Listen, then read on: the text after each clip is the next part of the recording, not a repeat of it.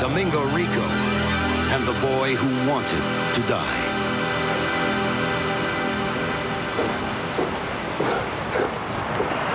Some days you come to work mentally and physically fatigued. You're battered and bruised, and you wonder, why do I put up with all this? When you become a cop, they tell you your job is to serve and to protect. And initially, you really don't know what that means. But then you do something which has that effect, and you realize that everything you go through every day means something in the long run.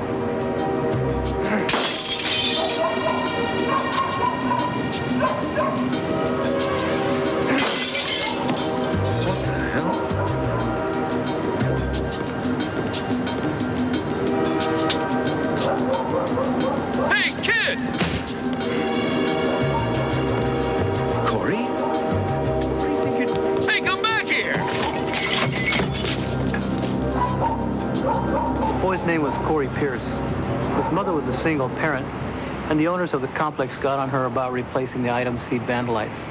She'd agreed to do that, but she also wanted us to have a talk with her son.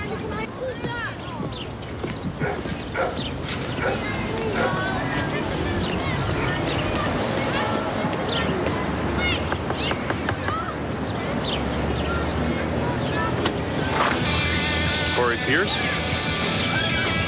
Yeah. I'm Officer Rico, and this is Officer Drake. My mom's at work. She already paid for the lights. We know. She also asked us to have a talk with you. You mind if we come in? Do I have a choice? Yeah. It's your house.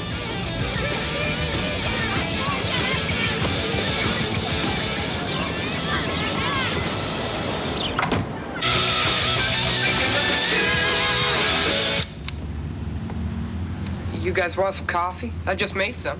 You're a little young for coffee, aren't you? I'm practicing. Thought I might be a cop when I grow up. Black. 1 sugar. Yeah, same for me. Is that why you're partners? You take your coffee the same? Could be. You mind if we sit? Go ahead.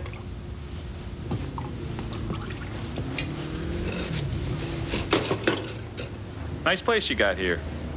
Your mom must be doing okay. Yeah, I guess. She's got a good job.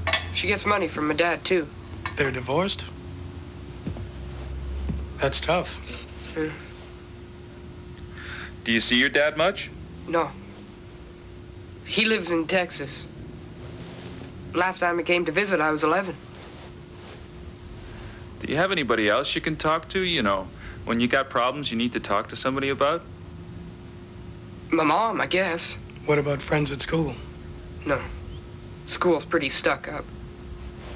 You don't dress right or do the same thing as everybody else, they don't even talk to you. You mean if you want to have friends, you have to be part of a gang? Was that little stunt the other night your way of impressing somebody? I don't know. I guess. Well, let me tell you what I know about gangs. If somebody won't be your friend unless you're part of their gang, they're not worth having as a friend. I guess I was pretty stupid. No. I think you just made a mistake. How's the coffee? It's pretty awful. He was pretty much a straight and narrow kind of kid. We talked about what happens when you're involved in gangs and all the reasons to be successful in school instead. We tried to get him interested in after-school activities, particularly sports, and we promised we'd speak to his mother about sending him to Texas to visit his father. All in all, it was a pretty good talk. I didn't think I'd ever have a run-in with him again.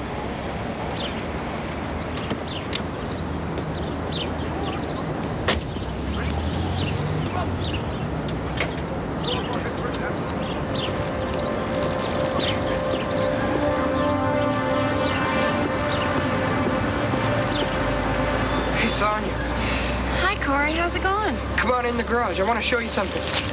What? Just come and see. Well, let me get some of these things inside first. No, it's important. Okay.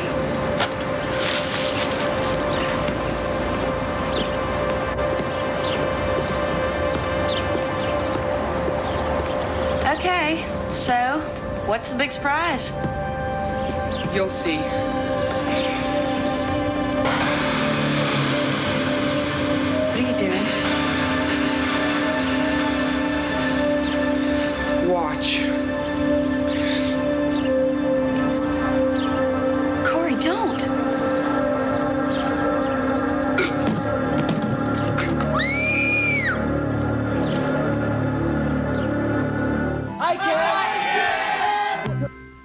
Disneyland. Play Weekly Grand Scratcher, and you could win $1,000. What a week! Mr. Melton! Mr. Melton, come quick! What's wrong, son?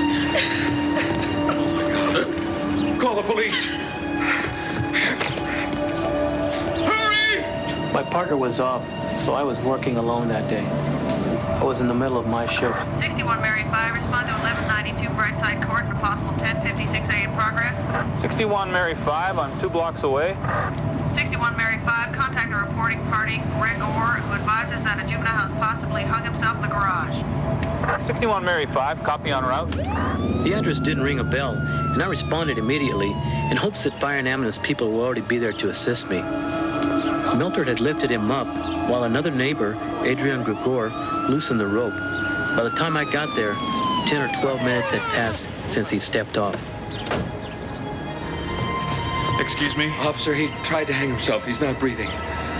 I know this kid. I knew he was probably not alive. His face was blue and his neck had rope burns on it. What should we do? Do you know how to do mouth-to-mouth? Let me show you. This is what I want you to do. Keep his head back, pinch his nostrils closed. Seal your mouth over his and blow like you're filling up a balloon.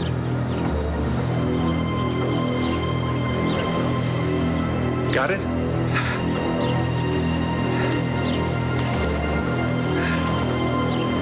One breath every 5 seconds. Count it to yourself in thousands. Understand?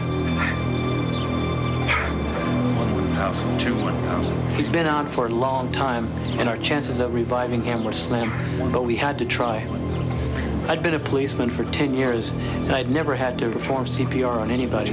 Every year, we are recertified, and the minute I needed the training, it all came back to me. Mr. Melter and I worked at a rate of 12 breath cycles and 60 chest compressions a minute. We worked on the boy nonstop for 5 or 6 minutes. It seemed like forever. Every minute was an eternity. By making a suicide attempt in front of someone else, I was certain Corey wanted somebody to stop him. But it hadn't worked out that way. The ambulance and fire people still weren't there. I was tempted to get on the radio, but I couldn't stop what I was doing. It's not working. Don't stop. Give 911 another call. Tell them to hurry. 4, 1,000, 5, 1,000. A lot of things go through your mind. You realize, hey, if this was my kid, what would I do? I thought about the counseling and all the problems he was facing. I wondered if what I'd said had gotten through to him, or if his problems had just seemed impossible to solve on his own. He seemed like a decent kid, smart and articulate. I didn't understand what could have made him come to this decision. I can't tell you how badly I wanted to save him. Get him on his side. He started spitting up a bunch of mucus. We cleared his airway. We were about to start CPR again when the fire department arrived. How we doing? He's breathing. I think we got him going again. Even with a rescue unit on the scene, with medical help and oxygen, pulling him through would be touch and go. Learning CPR is as simple as calling your local police and fire station. And in a situation like this, seconds make the difference. The time it had taken me to get here is all the time Corey needed to die. But he didn't. They got the kid into an ambulance and took him to the hospital. Then the fire captain told me we'd probably saved his life. I can't tell you how happy words like that make you feel. A few days later, Corey's mother called me and said he was out of the woods. He was going to be okay. 4 months later, I was forced to shoot and kill an armed suspect. When something like that happens, you do a lot of soul searching. You ask yourself if this job is really what you want to do for the rest of your life.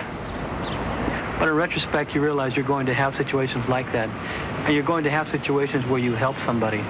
What you go through every day really is worth it. In the end, the good always outweighs the bad.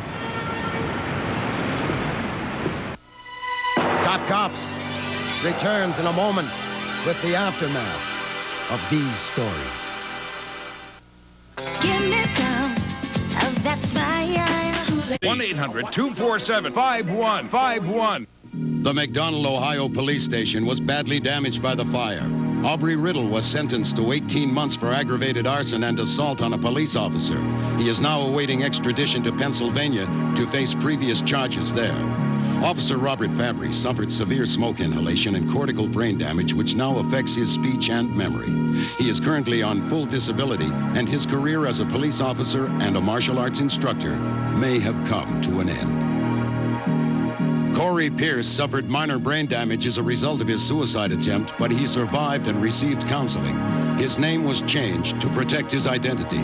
Patrolman Domingo Rico received the William Pauley Life-Saving Award for his actions in saving Corey's life. He is presently a field training officer and continues to serve and protect the citizens of San Jose as a member of their police department.